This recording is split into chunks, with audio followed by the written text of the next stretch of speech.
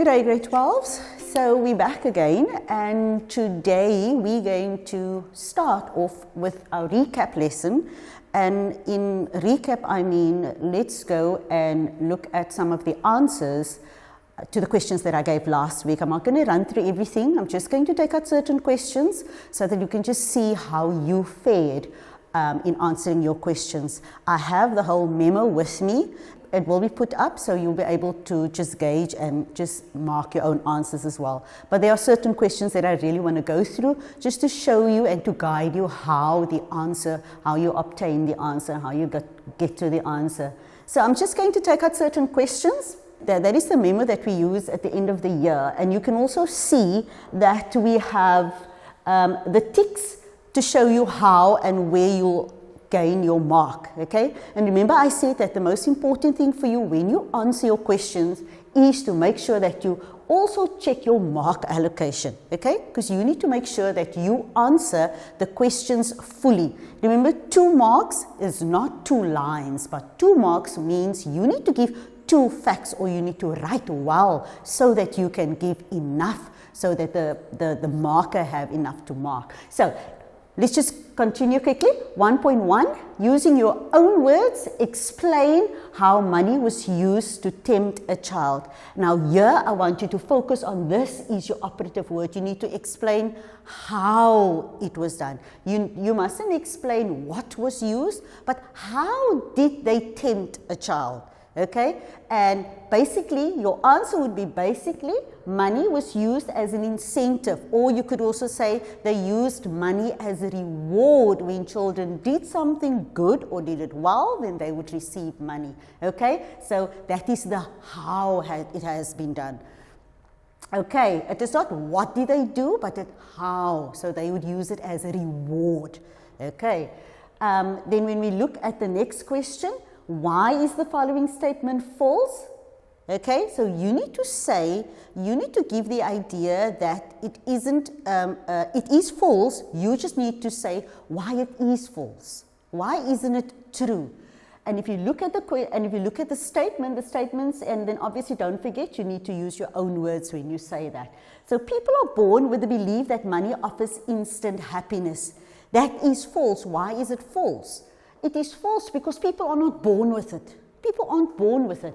But people learn that money brings happiness. It's not when you're born then you're going to know that money offers instant happiness. Okay? That's not it. So the idea here is that people learn, they are not born with it. And these are the things that you need to focus on. Okay? Because sometimes you think they're setting the question so that to catch you, or to trick you, but that is not really, it's just for you just to think. Just think a little bit, and that is why you must never rush through your questions, okay? Take it easy. And I know you're going to be stressed, I know you're going to be filled with lots and lots of tension, but just take it easy. Calm yourself and you'll get through it. Let's look at the next question quickly. What do the words 263 different social experiments suggest about Hammond's research? Here, our operative word is suggest. They're not asking what does it mean. What is suggested by that phrase? And what is suggested, it is that the research was extensive. There was lots of research that was done, which means that whatever research is done, whatever was gained from that research is credible. So people can believe it. So what has been said can be believed to be true, okay? That is what it suggests, the fact that it has been done so many times, okay? And also look at how your marks were allocated, okay? So they will give you the mark that there was a number, there was many experiments done, and the results of the research is therefore considered to be thorough, or it is therefore considered to be credible, believable, because it has been done. Okay, then the other one that I just want to go through quickly is explain why Hammond compares money to dopamine. And here it is about the comparison, and you need to bring out that comparison. So first you need to identify what is it that dopamine does.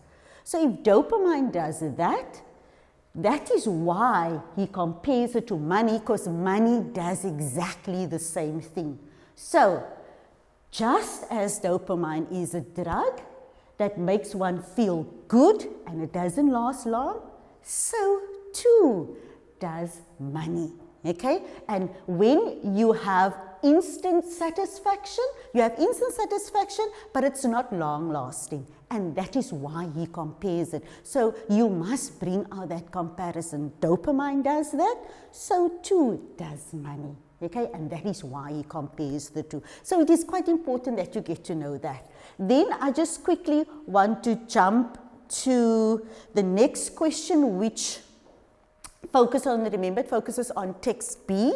Okay, and I want to go quickly to question 1.10. It says, do you agree with the writer's view in the last paragraph? Now first, before you can agree or disagree, you need to show that what is the writer's opinion, okay? And then you need to agree or disagree. Remember, you do not get a mark just to say, yes, I agree, or yes, I disagree, or no, I disagree. You need to substantiate, you need to explain what it is, why it is that you disagree. And remember, this is your opinion, okay? You give your reason why you feel you disagree, but remember, within the framework of your comprehension, within the framework of what was said in the comprehension. So you will then say, for instance, the reality of the world we live in is that money is required for survival, and if one cannot survive, one cannot be happy. That is what people believe. You must have money to survive. Therefore, the first step towards happiness is attaining financial security, and this will enable one to ultimately pursue a path of happiness. That is your idea. And remember, your answer doesn't have to be so fancy. Okay, it can be plain and simple. It is your idea, because you need to say why you agree. Then obviously there's also the disagree, why you disagree. And remember, there isn't a right or wrong answer. You must just make sure that when you choose whichever one, that you can substantiate logically and fully. You are also allowed to have a mixed response. In other words, you can say you agree, but you also disagree.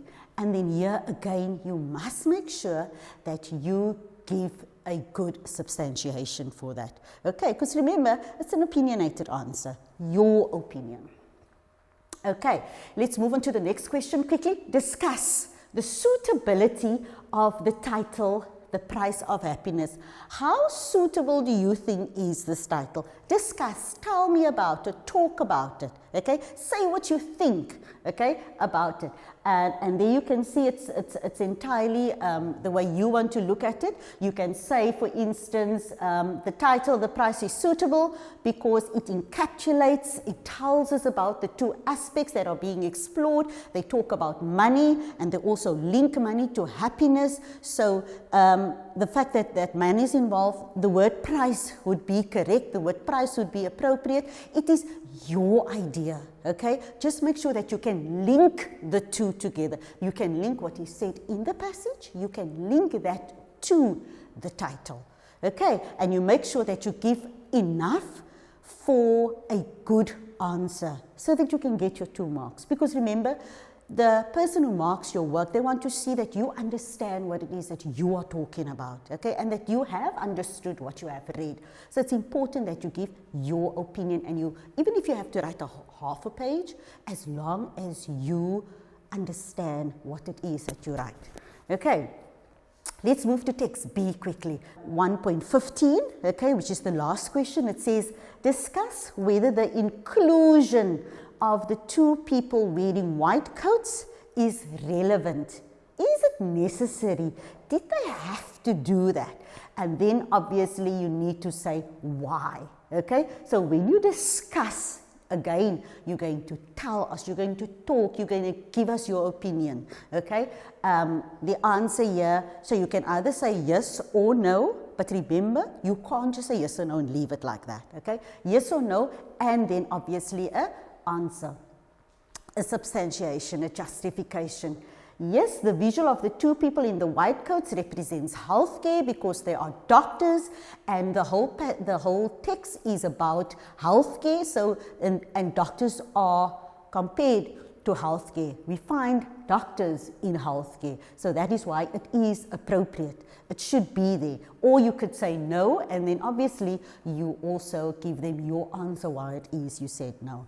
Okay, and in that way you have answered all your questions. Remember, try to move away from one word or one line answers. Like I said, when you look at your mark allocation, substantiate, give a reason. Don't just say, yes, it is so. Because it's not just so. There's a reason why it is so. And that reason the writer, the marker wants to know. Okay, I hope that helps you with the questions. The rest of the questions, you're welcome to look at the memorandum, and then you can answer the question, you can mark the questions yourself. Remember, this is just a guide. We're not saying that your answers must be exactly like that, but it must give us the same idea of what it is that we have down there. Okay, then the next exercise that we gave you was the summary. And remember, we said the summary, really easy obtainable marks, okay, if you know what to do and you know how to do it. So now, in our previous lesson, we spoke about the tips. I told you how to look for them. I told you how to highlight. So this is exactly what you would have done. So here is the passage, and here, this would be your answer, okay? This would be your answer because these will be the ones that you would have written in your own words. This would be what was taken from the passage, okay? In these lines were your answer. So what you did here, you would have just written it in your own words. So there you have 8 points. The question asks for 7 points, so you would have you would have 7 of those 8 points. Okay, again, it doesn't have to be like that, but the idea is supposed to be there.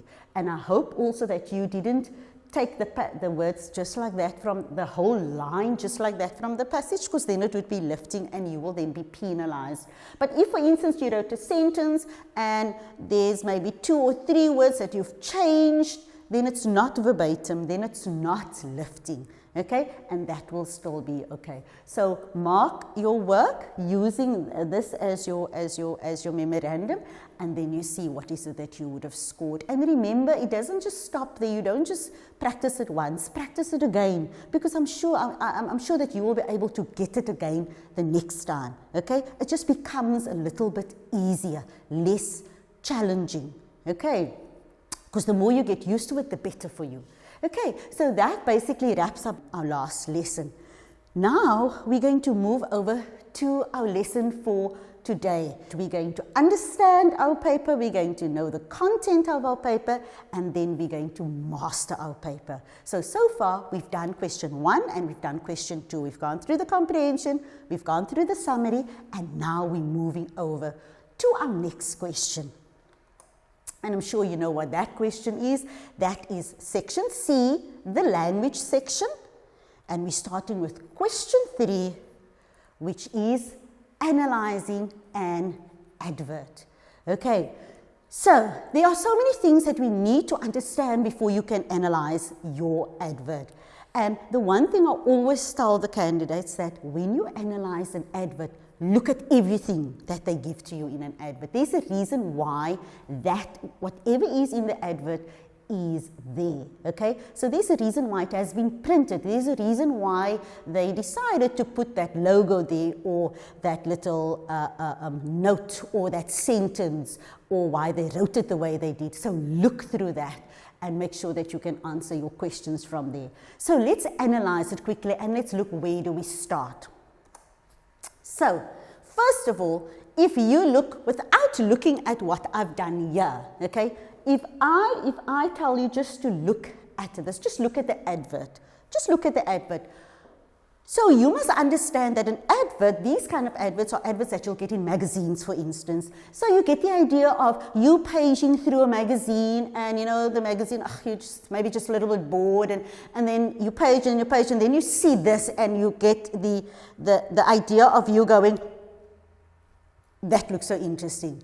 That is what the advertiser wants you to get, okay? Why is it that you decided to go back to the page, flip the page back to go and look at that advert, okay? And that is where this comes in, okay? All our adverts All adverts are done on the principle of AIDA, okay? The AIDA principle. And what is the AIDA principle? The AIDA principle is the advertiser is going to advertise the product to catch your attention. He's going to make sure that you stay interested in that advert. He's going to make sure that he creates a desire within you when you look at that advert, and he's going to make sure that once you are done looking through that advert, you're going to want to take action. You're going to want to have that. You're going to tell yourself, I need that. I want that. And that is how you're going to have to answer your question also. Make sure that you can identify all of these things, because all your questions that they ask regarding your advert is based on the AIDA principle. Okay, so when we look at attention, think back again. When you page through that book, what made you go back? Obviously, the way this product looked. And if you're hungry and you see this, you're going to want to go and buy this. Okay, you're going to want this burger because for number one, it's real. It's like it's just there. It's like you can just take it out of the book and you can actually eat it. That is, so here, what the advertiser has used, he made sure that he had an eye-catching image there for you. He knew that you would want that burger because it looks so interesting. Okay, so he has used this, and then obviously, once you've seen this, then you go here, and you go and read what it says. And if you read it, it says, stop staring at me like I'm some piece of meat. And you did stare, okay? You did stare. And that reminds you of a line that girls might tell boys when they see, or someone, or the girls maybe, or anyone, when someone says at them, they might say that line. So that line is familiar. It's a familiar line, okay? You might even have a smile when you read it because you actually did stare, because you looked at it and it looked so delicious. So that is the attention. So once they've got your attention, they need to make sure that you stay on this page and watch this, and they want you to read everything else. Okay, so now they're going to interest you. How do they interest you? They already interested you with that. They already interested you with a phrase, a catchy phrase. Okay, and then obviously you're going to read further. You're going to look at everything. So then they have they use emotive language. Now, if you look closely and you look at the emotive language, you'll see there at the bottom it says you can look but you can't touch, and then it says, okay, you can touch. So you know those kind of things, and that is how. So you are reading what the advertiser wants you to read, and that is how they grab your interest. And once they've got that, they want to create that desire, because now you feel, but I'm hungry. I need to eat, okay? I need to satisfy myself. So the desire to have something nutritious, okay? Because it looks healthy also, okay? We're going to say it's healthy because there's lettuce and there's tomato and there's cheese. Those are healthy things, I would say. So we're going to feel that we need to have this. So that desire is there. I want to taste that. I want to taste what it's like. So you are grabbed already, okay? And then not long before that, you're going to McDonald's, okay? Or you're calling McDonald's, you're going to go get your McDonald's, okay? So you have action. That is what makes people want. Sometimes you have adverts, for instance, that is just, there's no wording in it. It is just a visual, okay? And the visual is there for a reason. Then you don't need anything else. So here's the Coke bottle, and that's all that you have. You just have that phrase, and you have the logo. That's it. Why? Because this is the most important thing. This is the most important thing. So they make sure that you are going to go out and you're going to buy this. The same year, okay? You have the beautiful women, okay? The beautiful women, and they become that is your visual. So your visual, that's already attraction. And yeah, this is also an attraction. The way they wrote the catchy phrase, okay? Perfection, which sounds the same as perfection. But this beauty product that they're advertising is obviously a foundation that hides your pores, and that is why they call it perfection, which is close to perfection. So it's those catchy phrases, okay? And you must be able to see that. Then we look at the basic tools of advertising. You must know what is the target audience, and the target audience would be who is the advert aimed at? Who do they want to read their advert or look at their advert. The visual is obviously the pictures. They can just have pictures, okay, without anything else, but it's also very important, and usually the visual is linked to what he said. Then you have the body copy. The body copy is the information that you get, okay, and sometimes the body copy has scientific information there, which makes the advert more credible. Then obviously you must know your logo, and you know your logo is your symbol that identifies the product, and your slogan, a catchy phrase that makes you remember your advert. Okay, so knowing that, let's just quickly run through some questions so that you can just quickly see what kind of questions. So if you look at, this is my advert, okay, so I have an advert, and this is a visual, a picture of a person's throat, and in the middle, the throat looks like a thorn branch, if I can say so, okay, and then obviously the product that's being advertised is a Vogel. Okay, a throat spray, and it says spray the pain away. Spray is written in bigger letters than the rest. There is a reason for that. Why is there an exclamation mark? Okay, all those things you need. Why is there a thorn branch? Why is there a thorn branch where that is? So those are the kind of things you're going to ask yourself, and make sure that you identify the logo, make sure that you identify also the slogan. Let's quickly just go through some questions. I'm not going to go through all of them because I would also want you to do another one on your own. Name the product being advertised. You must be able to say, what is the product? What is it? Okay, it is spray for the throat. You can't just say it's spray.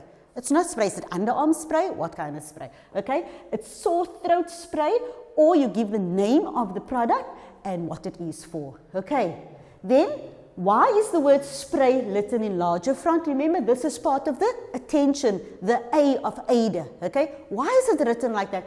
Obviously to catch your attention. Okay, so that you can know. You don't have to drink it. You don't have to swallow it.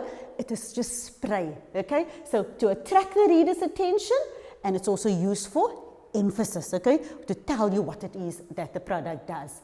Then it says refer to the visual of a throat. So now we're focusing on this part here. Why does the advertiser include an image of a thorny stem? What is the reason for the fact that there is a thorny stem? So obviously what he wants to show you the pain that you get when you have a sore throat, okay? And that is why he compares the irritation, the pain, to a thorn, to a thorny stem. So you'll be able to understand. And then the next question, quote 2 consecutive words. And remember, when we say consecutive, must follow each other. What words must you show? Words that prove that the advertised product is safe to use. Which words? Clinically proven, and that you find in the body copy. Okay, so important information is there. I want you to go just quickly straight to the last question, 3.6. Discuss whether the advertisement would convince you to buy this product.